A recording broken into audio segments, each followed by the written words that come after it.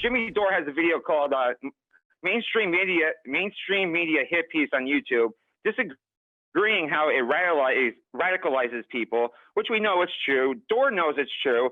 This is the guy that interviewed Caleb Kane, but that's when he censored Sam's name. Dore's in the same company as Crowder, Rubin, and other people that won't mention his name. Hell, Dore just backed his idea about talking to Boogaloo Boys. He just had his Dave Rubin moment, saying how he just wants to talk about ideas. And it's not just Dore. There's many others that lie about. Did he bring up the Boogaloo Boys again since early January? Yes, go on. Did he say something recently about that? Yeah, I just saw another video about it where he's talking about how, we need to talk to all people instead of not just the leftists, the progressives, people that are on our side, the socialists. We need to talk to everybody. And he also bragged about still going on to Tucker Carlson because Tucker Carlson's anti-war is his line. It's ridiculous. Here's the thing. And the Dore people usually miscategorize my views on this as well. I don't think there's anything wrong with talking to everybody. There's nothing wrong with having on whoever you want on your show or going on whatever show you want to go on, or just, I have no problem with that at all. The point is, what is the purpose of it? If the purpose of having a right winger on your show is to promote their views and let them talk it up as something great without any pushback, then that's wrong, in my opinion, if your point isn't to promote those views. It's that simple. You could talk to whoever you want, but what is the purpose of the conversation? Exactly. We know this was going to happen, and the people who train the Afghan military, where are they tonight? Jimmy Dore is the host of the Jimmy Dore Show. He joins us. Thank you, Jimmy Dore, for coming on tonight. You got to wonder, 20 years of training the Afghan military by the Pentagon, what did they do with all that time and all that money? Well, it's kind of interesting. If we just imagine if we weren't in Afghanistan for the last 20 years, the Middle East might be unstable. So, you remember Trump tried to pull.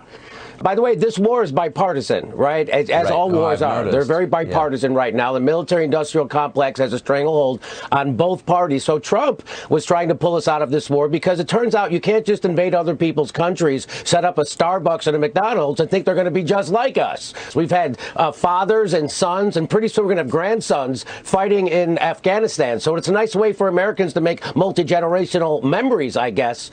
But what happened when Trump tried to pull out, if you remember, Congressman Crowley and Liz Cheney got together, bipartisan, and they put a stop. And they said Trump wouldn't be able to pull out unless he met these certain criteria, which we'll never meet.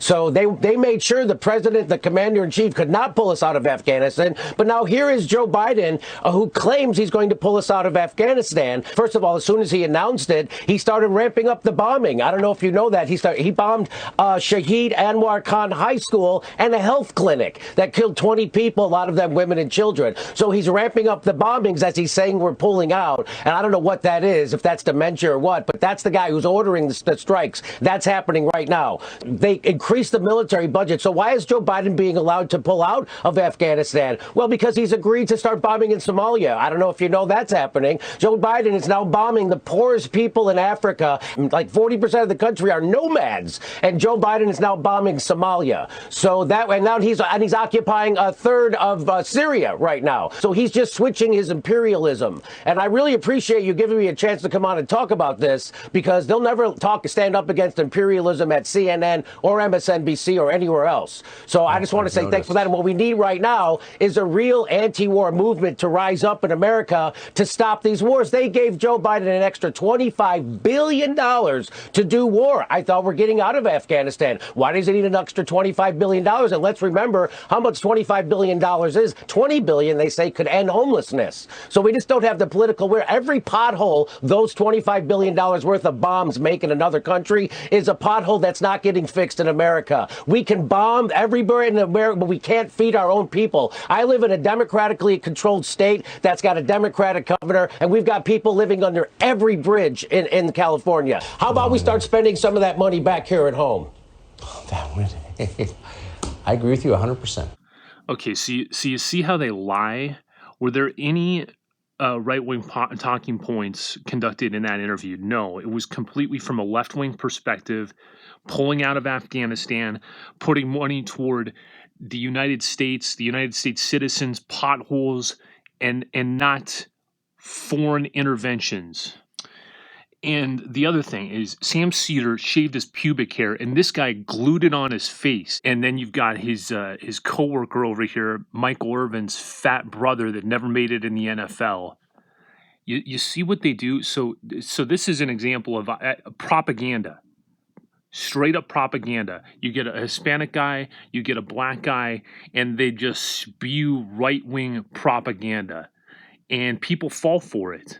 In reality, they've gotten much better at it because they try to somewhat acknowledge, oh, well, it's okay to speak to these right-wingers, but you can't agree with their right-wing points.